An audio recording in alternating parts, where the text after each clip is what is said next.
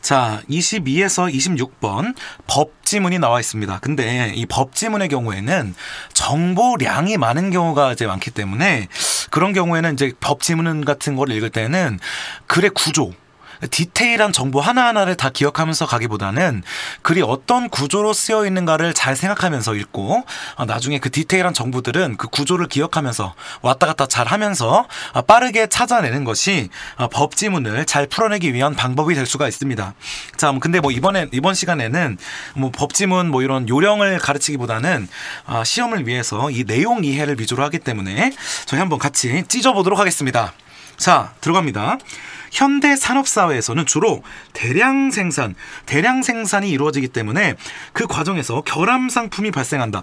자, 근데 여기 왜 때문에로 연결돼 있을까? 인과관계를 나타내는? 왜 대량 생산 때문에 결함이 발생할 수가 있을까? 좀만 생각해보면 이래요. 만약에 소량으로만 만들면 그만큼 결함이 줄겠지. 왜냐하면 하나하나 다 확인하면 되니까. 근데 지금 예를 들어서 삼성에서 스마트폰을 얼마나 많이 만듭니까? 그걸 다 일일이 확인할 수가 없잖아, 결함을. 그렇기 때문에 당연히 대량 생산은 소량 생산보다 더 제품의 결함 가능성이 높은 게 맞겠죠. 자, 그러면 결함이 발생하는 데 따라서 뭐가 발생할 수 있습니까? 결함 상품으로 인해서 소비자의 피해가 발생할 수가 있겠죠.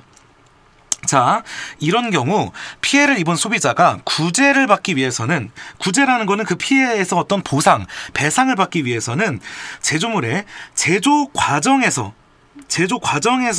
제조자의 잘못이 있었고 그 잘못에 따른 결함으로 뭐가 발생했어야 됩니까? 피해. 오케이? 자, 그래서 이걸 입증해야 된다는 겁니다. 무슨 말이냐면 예를 들어서 내가 자전거 타다가 다쳤어. 핸들이 말을 안 들어서 다쳤어. 근데 그게 내 잘못이 아니라 제조자에게 그 책임을 물으려면 첫째, 네가 이거 잘못 만들었다. 이거를 입증할 수가 있어야 된다는 거고, 두 번째, 내가 이 자전거 때문에 핸들이 말을 안 들었고 넘어져서 어디 까져가지고 치료비가 발생했다. 내가 피해를 입었다라는 거를 입증할 수가 있어야 됩니다. 근데 그 입증은 쉽습니까? 어렵습니까? 예를 들어서 핸들이 내 조작 미숙으로 잘못 말을 안 들은 것인지 만들 때부터 잘못 만들어져 있는 것이지 내가 스스로 입증하는 게 굉장히 어렵단 말이죠. 그래서 보다 쉽게 피해 구제를 받을 수 있도록 하기 위해서 제조물 책임법, 자, 이 글의 핵심 제재가 나오고 있습니다. 제조물 책임법이라는 거는 법을 제정해서 시행하고 있다, 이렇게 되어 있습니다. 자, 그러면 여기서 알 수 있는 게 이 제조물 책임법이라는 법은 제조자와 소비자 중에서 누구를 좀 더 보호하기 위한 법입니까? 그렇죠. 제조자보다는 소비자를 보호하기 위한 법이라는 것을 알 수가 있고, 그래서 이 첫째 문단은 제조물 책임법이 등장하게 된 배경, 제조물 책임법을 시행하고자 하는 배경과 원인, 이런 것에 대해서, 그 원인은 뭡니까? 결함에 대해서 현대사회가 되면서 많은 결함들이 발생하게 되었고, 그 결함에 보다 쉽게 배상을 소비자들에게 해주기 위해서 이러한 법을 시행하고 있다라고 하는 것이 첫 번째 문단의 취지가 되겠습니다. 넘어갑시다. 자, 제조물 책임법은 제조업자에게 고의나 과실이 없더라도, 그러니까 뭐야, 하는 사람이 일부러 잘못 만든 건 아닐 거 아니야. 내가 자전거 핸들 잘못 만들어가지고 이 새끼 죽여야지, 이런 생각이 없었다고 하더라도 그 제조물이 잘못 만들어져서 소비자가 생명의 손해라면 이제 죽은 게 되겠죠. 그 다음에 신체상의 손해, 다친 게 되겠고, 재산상의 손해, 내가 무슨 이 컴퓨터를 사용하다 폭발해가지고 불이 났어. 그러면 그런 게 이제 재산상의 손해가 되겠죠. 자, 그 손해를 입은 사람에 대해서 항상 이런 법지문이나 사회지문은 주어가 중요합니다. 주어. 손해배상을 누가 해줘야 됩니까? 바로 누구? 제조업자가 손해배상에 책임을 지도록 하는 법률이다, 이렇게 되어 있습니다. 자, 바로 이 긴 문장이 뭐냐면 제조물 책임법의 정의에 대해서 얘기하고 있는 문장입니다. 제조물 책임법이라는 거는 제조업자가 일부러 그걸 잘못 만든 게 아닐지라도 그 제조물이 어쨌든 간에 잘못돼가지고 소비자가 생명, 신체, 재산상의 손해를 입은 경우에는 그 책임을 제조업자에게 묻게 하는, 그런 법이다라고 하는 정의가 나와 있는 부분입니다. 자, 그러면 이 법이 적용되는 제조물과 제조업자의 범위를 살펴보면 여러분 이게 법지문의 특성이에요. 이게 뭐냐면 잘 봐봐. 분명히 제조물 책임법의 범위에서 제조물이라고 하는 용어가 나왔고 제조업자라고 하는 용어가 나왔지. 그럼 법은 꼼꼼하게 엄밀하게 모든 것을 다 정해야 되잖아. 자, 제조물의 결함, 제조업자 이런 용어들을 법에다 써놨으면 그렇다면 그 다음에 제조물이란 무엇인가, 과연 제조업자란 무엇인가에 대해서 다시 한번 정의를 해줘야 된단 말입니다. 자, 그래서 자, 제조물의 정의와 제조업자의 정의에 대해서 이제 얘기하려고 하는 거예요. 봅시다. 제조물이라고 하는 거는 공산품은 공업적으로 생산된 물품이란 뜻이니까 사실 우리가 주변에 있는 뭐 지금 제 앞에 놓여 있는 모니터, 컴퓨터, 전등, 스피커, 그다음에 요 뭐 핸드폰, 그다음에 스테이플러, 뭐 피아노, 이 모든 게 다 공산품이 될 수가 있는 겁니다. 자, 그다음에 가공식품은 뭐가 있을까? 예를 들어서 뭐 음료수나 아니면 뭐 아이스크림이나 아니면 뭐 통조림이나 이런 게 다 가공식품이 되겠죠. 자, 가공식품 등의 제조 또는 만들어진 또는 가공됐다는 건 형태를 좀 바꾼다는 거거든요. 자, 아이스크림이라는 거는 뭐 우유나 뭐 다른 어떤 과일 같은 거를 형태를 바꿔가지고 상품으로 만든 거죠. 자, 그게 바로 이제 가공된 물품을 얘기하는 겁니다. 그래서 결국에는 잘 봐봐. 공업적으로 생산된 물품과 먹을 수 있게 가공된 물품, 그러면 거의 다야. 우리가 마트에서 살 수 있는 거의 모든 물품이 거의 다 제조물에 들어간다고 하는 겁니다. 자, 심지어 중고품도 제조물 안에 들어갈 수가 있고 폐기된 물품과 부품과 원재료도 다 적용 대상이 된다는 겁니다. 오케이? 그러니까 여기서 말하는 제조물은 우리가 광범위하다, 범위가 넓다, 아니면 범위가 이게 협소하다, 둘 중에 뭐가 맞습니까? 이 제조물이라는 건 아주 넓은 의미로 정의가 된다라는 걸 알 수가 있습니다. 자, 그러나 나왔네. 중요하죠. 그러나 미가공 농수축산물, 가공되지 않은 농산물, 수산물, 축산물은 원칙적으로 제조물에서 제외된다. 자, 그러면 이거는 예외사항이 되겠죠. 예외사항. 우리가 마트에서 살 수 있는 모든 물건이 대부분 제조물이지만 뭐 복숭아, 사과, 뭐 고등어, 이런 가공되지 않은 날 것의 자연물들, 이 농산물, 수산물들은 제조물이 아니라고 제외된다는 겁니다. 이런 예외사항을 여러분들이 꼭 기억해야 돼. 왜? 이런 예외사항들은 반드시 나중에 선택지로 구성이 된다는 겁니다. 자, 제외되는데 왜 그러면 이 뒤에 내용은 뭡니까? 이 뒤의 내용은 왜 미가공 농축수산물을 제조물에서 제외하는지에 대한 이유, why 이유에 대해서 설명하고 있겠네요. 자, 1차 농산물에 대까지 제조물이라는 걸 확대할 경우에는 농업인 등이 쉽게 소송이 될 뿐만 아니라, 그러니까 뭐야, 예를 들어서 수박을 들다가 떨어뜨려서 다쳤어, 내 발등을. 근데 갑자기 수박은 제조물이라고 주장하면서 너 왜 수박 이렇게 크게 무겁게 키웠어? 그래서 내가 다친 거야. 너 빨리 내 물어내. 이러면 농민 입장에서는 황당하다는 거지. 자, 그게 첫 번째 이유고요. 농업인들을 보호하기 위해서, 농업인들이 쉽게 소송의 대상이 되는 것을 막기 위해서. 그다음에 두 번째 뭡니까? 연대 책임 조항. 연대 책임이라는 건 책임을 같이 짊어진다는 거거든요. 연대 책임 조항에 의해서 유통업자와 가공업자의 과실에 대해서, 그러니까 유통 단계랑 가공 단계에서 잘못한 건데도 그 농축수산물의 생산자가 엮이면 안 된다는 겁니다. 예를 들어서 가공식품인 통조림이 있어. 근데 그 통조림이 포장을 잘못해가지고, 포장에 결함이 있어가지고 통조림이 폭발해가지고 내가 다쳤어. 근데 그러면 그건 누구 잘못입니까?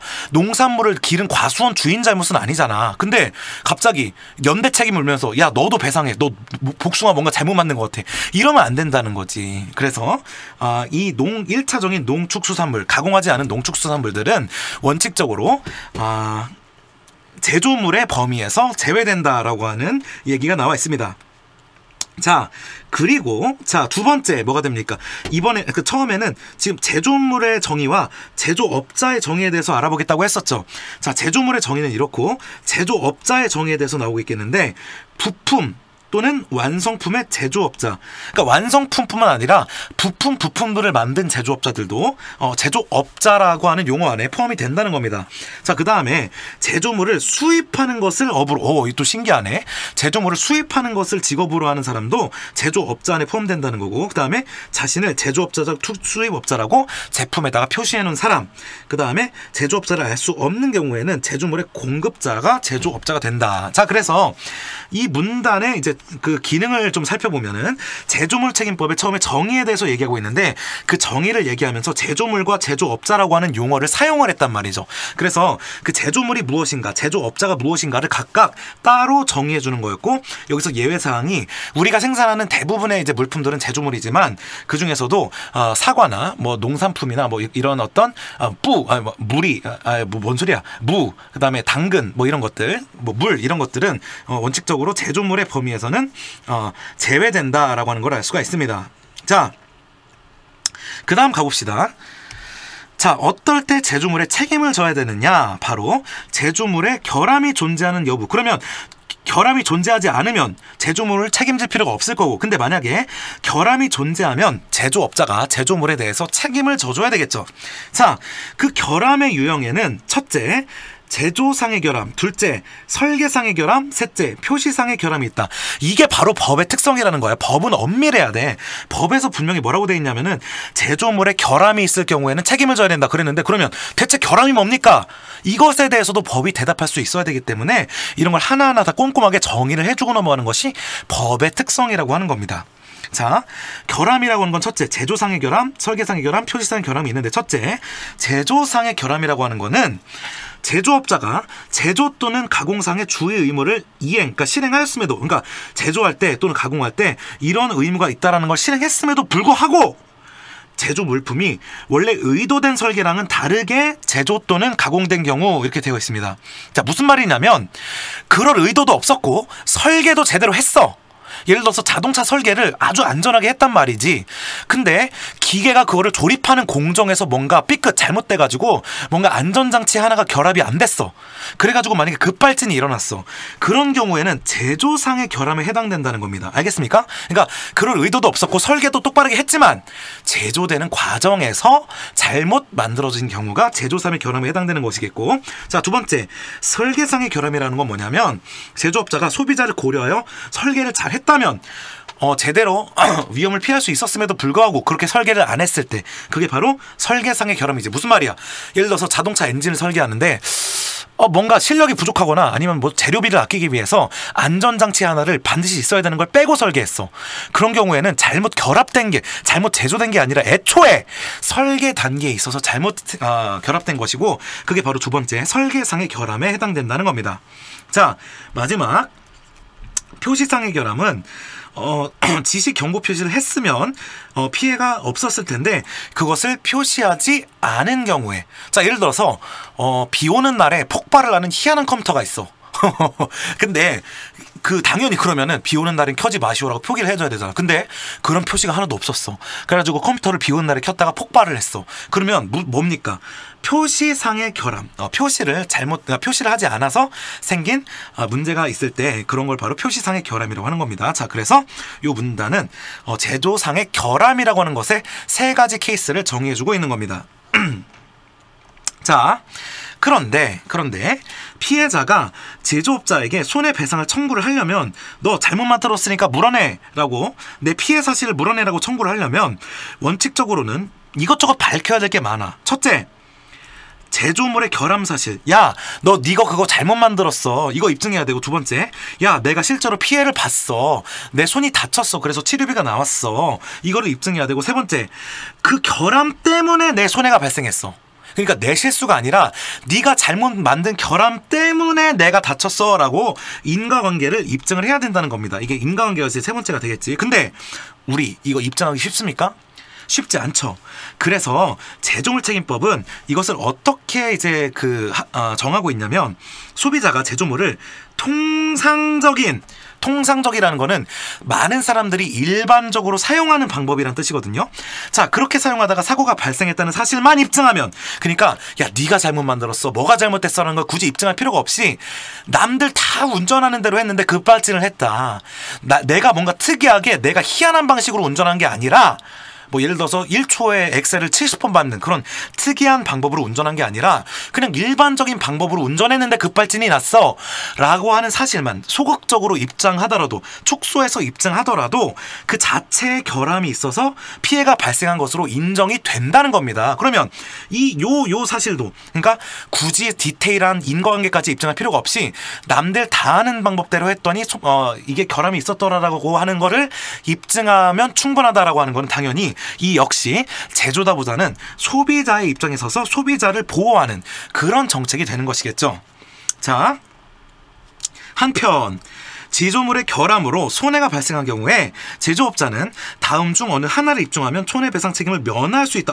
여기 새로운 사실 하나 나오겠네. 지금까지는 계속 어떻게 할 때 책임을 물어야 되는가, 책임을 배상해야 되는가 이런 얘기가 나왔는데 새롭게 책임을 피할 수 있는 케이스에 대해서 소개를 하고 있습니다. 자, 첫째, 제조업자가 해당 제조물을 공급하지 아니한 사실. 그거 내가 안 만들었네요. 내가 안 만들었는데요. 이러면 굳이 입증할 필요가 손해배상할 필요가 없다는 거고. 자, 두 번째, 제조업자가 해당 제조물을 공급할 때 과학기술 수준으로는 도저히 존재를 발견할 수 없는 경우, 이 뭔가 제품에 결함이 있었는데 알고 보니까 그게 뭔가 최신 막 우주적인 과학기술을 막 동원해야지만 알 수 있는 거였어.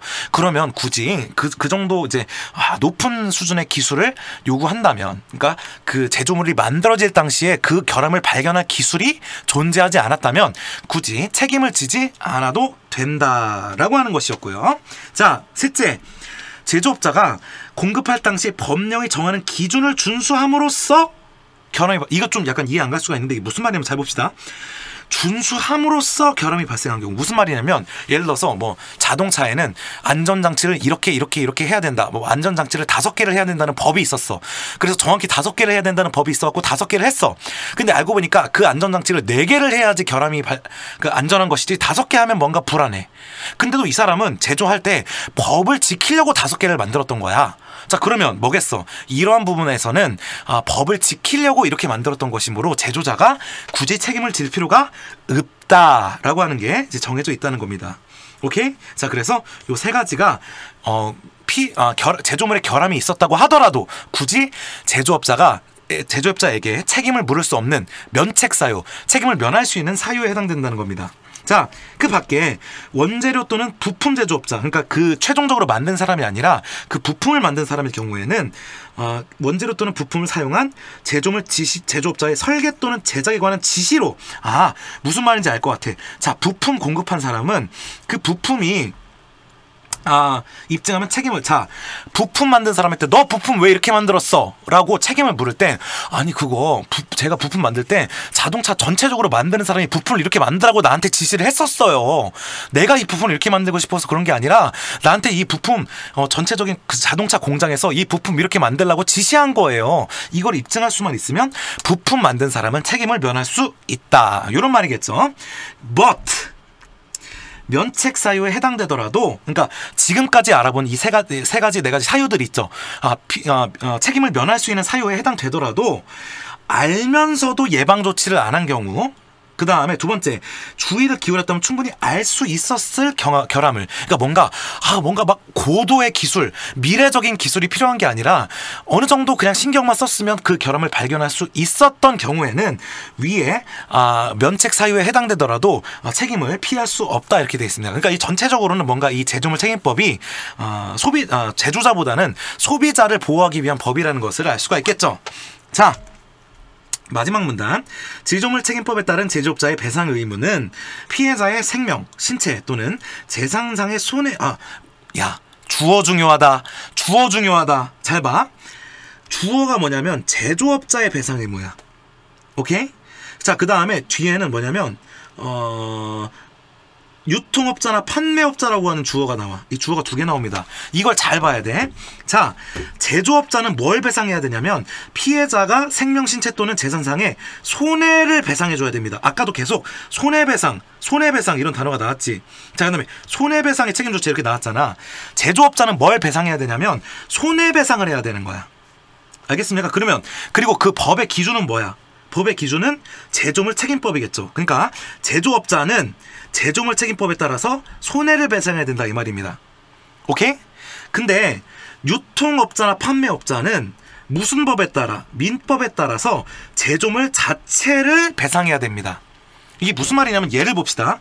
자, 녹즙기 때문에 손을 다쳤을 경우에는 치료비는 누구한테? 치료비는 재산상의 신체상의 손해가 되니까 치료비는 제조업자한테 청구를 해야 된다는 겁니다. 근데 그 결함이 있는 그 물건 자체, 제조 물건 자체를 보상받기 위해서 뭐 환불이나 교환이나 그런 걸 받기 위해서는 누구한테 가야 돼? 제조업자한테 가면 안 되고 판매자, 제조기를 판 사람한테 가야 된다는 겁니다. 오케이? 자, 그래서 내가 예를 들어서 뭐 자전거를 타다가 다쳤어. 그러면 애초에 그 자전거를 설계한 그 회사에 찾아가가지고 내 다친 것에 대한 치료비를 청구받으면 되고, 그다음에 그 자전거를 교환해야 될 거 아니야. 그러면 그 자전거 대리점, 뭐 삼천리 자전거 하고 하는 그 대리점에 가가지고 환불을 받아야 된다 이 말입니다. 자, 그래서 마지막에는 배상의 두 주체, 손해를 배상하는 것과 제품을 배상하는 것을 두 개로 나눠서 주체를 설명하고 있는 게 마지막 부분이 되겠습니다. 아시겠죠? 자, 뭐 크게 어렵지 않은 지문이었고 문제 풀어보도록 하겠습니다. 22번 윗글을 읽고 해결할 수 없는 질문으로 적절한 것이라고 되어 있습니다. 자, 기억, 제조물 책임법이 제정된 배경, 우리 아까 얘기했었죠. 제조물 책임법이 제정된 배경, 이 부분에서 현대사회에서 대량 생산 사회가 되면서 결함이 많이 발생하게 되었고 소비자가 구제를 받아야 되는 필요성이 생겨났기 때문에 제조물 책임법이 제정이 되었다, 이렇게 나와 있습니다. 2번 제조물의 결함을 해결할 수 있는 방안은 무엇인가? 딱 봐도 이상하죠. 결함에 대해서 무슨 뭐 배상을 받는다 이런 얘기는 있지만 그 결함 자체를 어떻게 하면 해결할 수 있을까라고 하는 건 전혀 언급되지 않은 지문 외적 정보가 되겠습니다. 디귿, 제조물 책임법이 적용되는 제조물과 제조업자의 범위는 어디까지인가? 바로 이 부분이죠. 대놓고 나오죠. 제조물 책임법이 적용되는 제조물과 제조업자의 범위에 대해서 나오고 있죠. 오케이? 그래서 뭐 제조물은 뭐 거의 모든 식품이지만 뭐가 제외되고 제조업자는 뭐 누가 있고 이런 게 얘기했잖아. 당연히 나오지.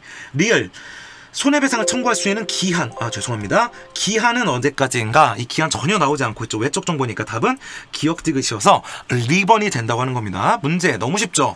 23번 가봅시다. 윗글을 바탕으로 보기의 사례를 이해한 반응으로 적절하지 않은 것은 이렇게 되어 있습니다. 자, 보기 봅시다. A라는 사람은 안심 버튼이 있어서 넘어져도 안 쏟아진다는 광고를 보고 샀어. 근데 물을 끓이던 도중에 넘어져가지고 쏟아진 물에 넘어져도 안 쏟아진다고 했는데 쏟아졌대. 뭔가 결함이 있었던 것 같지 않아요? 생후 8개월인데 양팔에 어떻게 화상을 입었대. 자, 그래서 조사해보니까 버튼 부분이 잘못 결합됐대. 자, 그럼 여기 이거는 무슨 결함입니까? 위에 지금 결함이 3가지가 나왔지. 잘못 만들어진 경우, 애초에 설계가 잘못된 경우, 잘못 표시된 경우, 표시를 안 한 경우. 자, 이건 뭐겠어? 개폐 버튼이 잘못 결합됐다고 돼 있죠. 그럼 이거는 제조상의 결함이 될 거야. 애초에 잘못 설계한 건 아니야. 설계는 잘했어. 설계는 넘어져도 뜨거운 물이 안 쏟아지도록 설계가 됐는데 만들어지는 공정 과정에서 잘못 결합됐기 때문에 이거는 제조상의 결함이 되겠죠. 자, 나번 봅시다. 자, 화재가 발생했는데 LP가스를 포함하고 있어서 화재가 발생할 위험이 없다는 문구가 없었다. 자, 이 문구를 반드시 표시해줬어야 되는데 표시는 안 해줬다는 거죠. 그럼 이거 뭡니까? 당연히 뭐겠어요? 표시상의 결함이 되겠죠. 자, 이렇게 사례를 통해서 법을 응용하는 문제가 반드시 나오기 때문에 여러분들이 글을 잘 이해하고 사례에 적용할 수도 있어야 된다 이 말입니다. 자, 문제 풀어봅시다. A가 B사에 책임을 물으려면 전기주전자를 통상적으로 사용했음을 입증해야 되겠군. 아까 이게 어떻게 뭐가 잘못됐는지 소비자가 직접 입증하는 게 쉽지가 않기 때문에 남들 쓰는 방식으로, 그러니까 남들 쓰는 방식은 여기 넘어져도라 그랬지. 그러면 다들 넘어뜨릴 거 아니야. 쓸 때 안 쏟아져야 될 거 아니야, 일반적으로. 근데 이 통상적으로 사용했는데도 불구하고 결함이 있었다는 걸 얘기를 해줘야 되겠죠. 자, 통상적으로 입증해야 된다는 거, 여기서 답이 옳은 선택지가 되겠고, 2번 A는 B사로부터 전기주전자에 대한 환불을 받을 수 있겠죠. 왜? 결함이 있으니까. 제조상의 결함이 있었으니까 당연히 환불을 받아 마땅한 부분이고요. B사는 제조상의 결함 얘기했었죠. 그 다음에 D는 이사의 손해배상을 청구할 수 있겠군.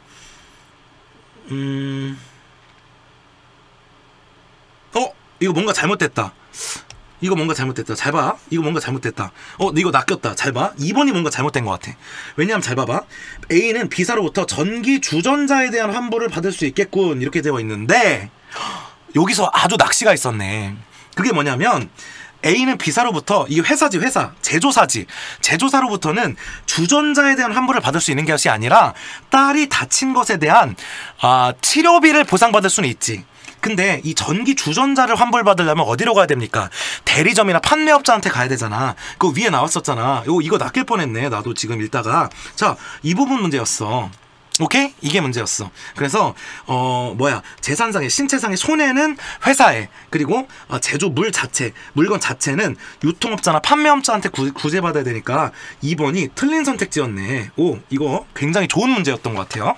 자, 그 다음에 이사의 손해배상을 청구할 수 있겠죠. 그렇죠. 이거는 표시상의 결함이 발생했기 때문에 제조사에 직접 손해배상을 청구할 수 있죠. 오케이. 근데 이게 탈취제의 교환, 환불 이런 거는 이사에 받는 게 아니라 대리점 아니면 판매업자, 마트 이런 데 가가지고 이제 받아야 된다는 겁니다. 자, 5번 승용차 탈취제는 표지상의 결함 맞는 게 되겠죠. 자, 마지막 문제 갑시다. 마지막 문제가 아니네. 두 문제 남았네요. 죄송합니다. 자, 리콜 제도는 리콜 제도 여러분들 많이 들어봤죠? 요새 많이 뉴스 같은 데도 많이 나오고 있는데, 자, 리콜 제도는 결함이 발견된 경우에 제조업자가 스스로, 회사 스스로 또는 강제적으로 제품이 이런 내용이 있다는 걸 소비자한테 알리고 전체적으로 수거하기 및 수리 교환 환급에 시정 조치를 해야 된다. 옛날에 BMW 뭔가 많았잖아. 어떤 차를 출시했는데 그 차가 많이 팔렸어. 이미 막 수천만 대가 팔렸는데 갑자기 그 차에 결함이 있었다는 게 발견이 된 거야. 그런 경우에 여러분 소비자들한테, 그걸 산 사람들한테 전부 다 알려야 돼. 일단 이 차 이런 결함이 있으니 당장 운행을 중단하고 회사로 반납하십시오. 우리가 교환 수리해드리겠습니다. 이렇게 얘기하는 게 이제 리콜 제도죠. 자, 리콜 제도는 리콜 제도의 가치에 대해서 얘기하고 있죠. 리콜 제도는 소비자 입장에서는 피해 확산을 방지해서 안전한 소비 생활, 그 다음에 기업 입장에서는 안전 사고를 방지함으로써 손해배상의 부담을 줄일 수 있다. 자, 이게 무슨 말이냐면 리콜 제도하는 게 단순히 소비자들만을 위한 게 아니에요. 당연히 소비자들은 위험하니까 이제 좋은 거겠지만 기업 입장에서도 오히려 사고가 빵빵빵빵 그걸로 나가지고 손해배상 청구 소송을 막 받게 되면은 오히려 더 큰 금전적인 손해를 기업 입장에서 입을 수가 있다는 겁니다. 그래서 미연에 사고가 나기 전에 미연에 방지하는 그런 의미에서 제품들을 수거하는 게 바로 리콜 제도가 되겠죠.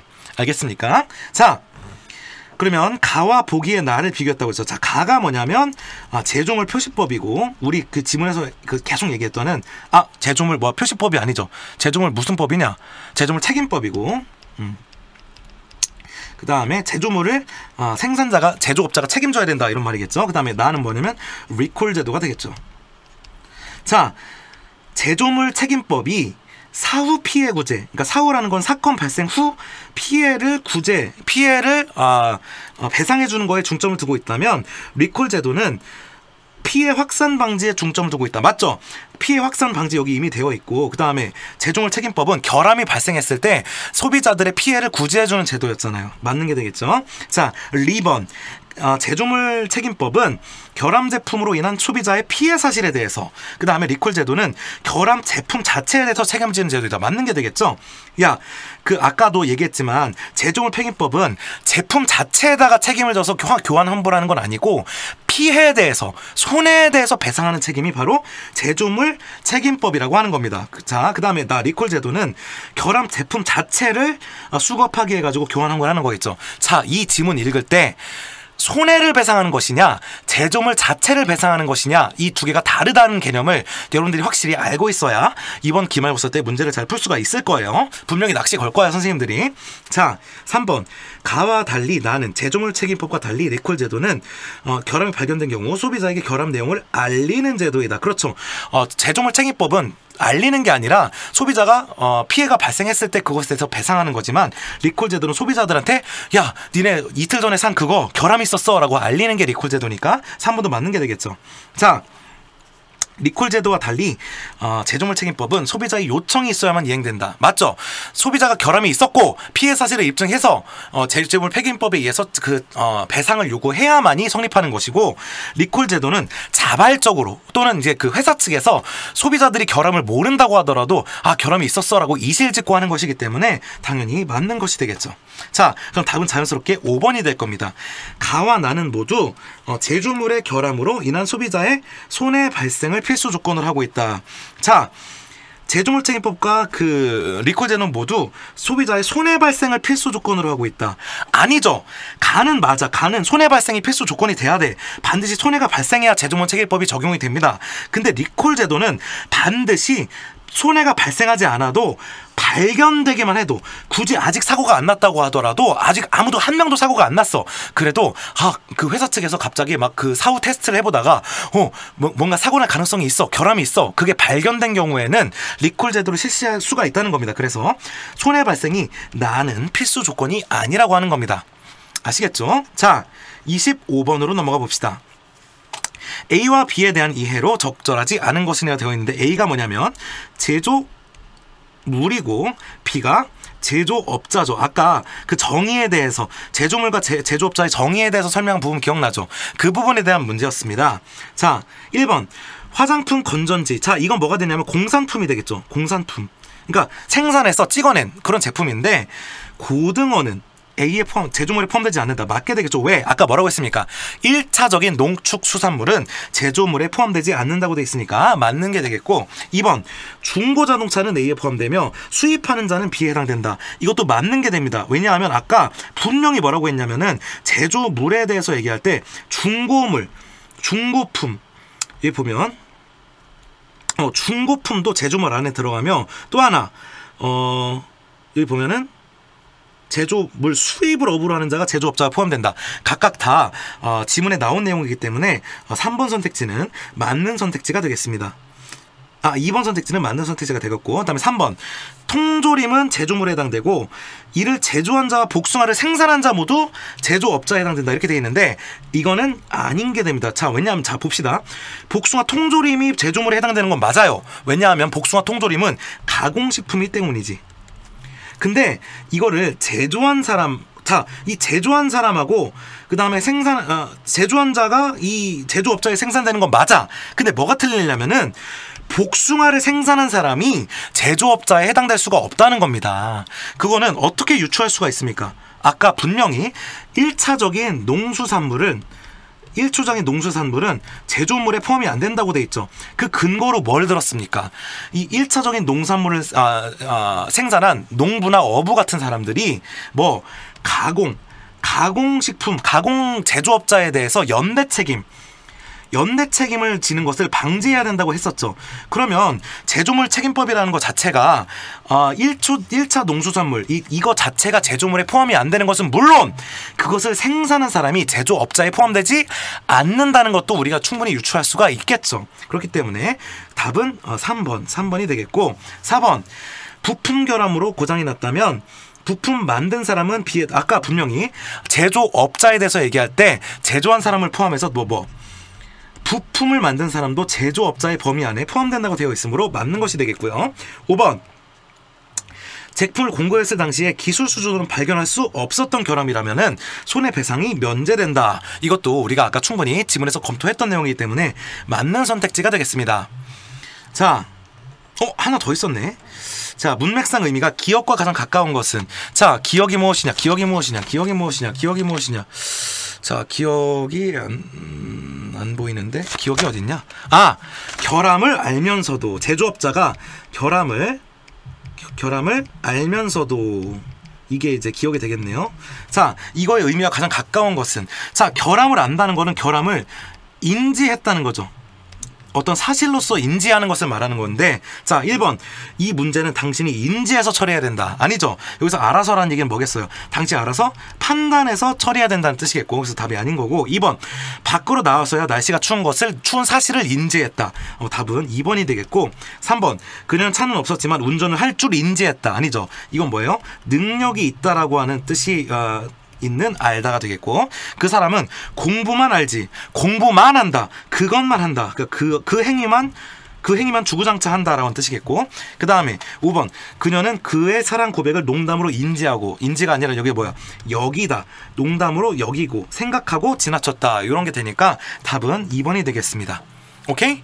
자, 요 지문 또 요것도 이제 문제가 많았네. 지문도 길고 문제가 많아서 요 지문도 좀 해석하는데 오래 걸렸지만, 여러분들이 이 지문, 내가 볼 땐 이 지문도 기말고사에서 출제될 확률이 굉장히 높아. 문제 내 건덕지가 굉장히 많은 것 같거든요. 그래서 이 지문 강의 잘 듣고 기말고사에서 이 문제가 출제되었을 때 틀리지 않는 그런 행복한 기말고사를 맞이하시기 바랍니다. 오케이?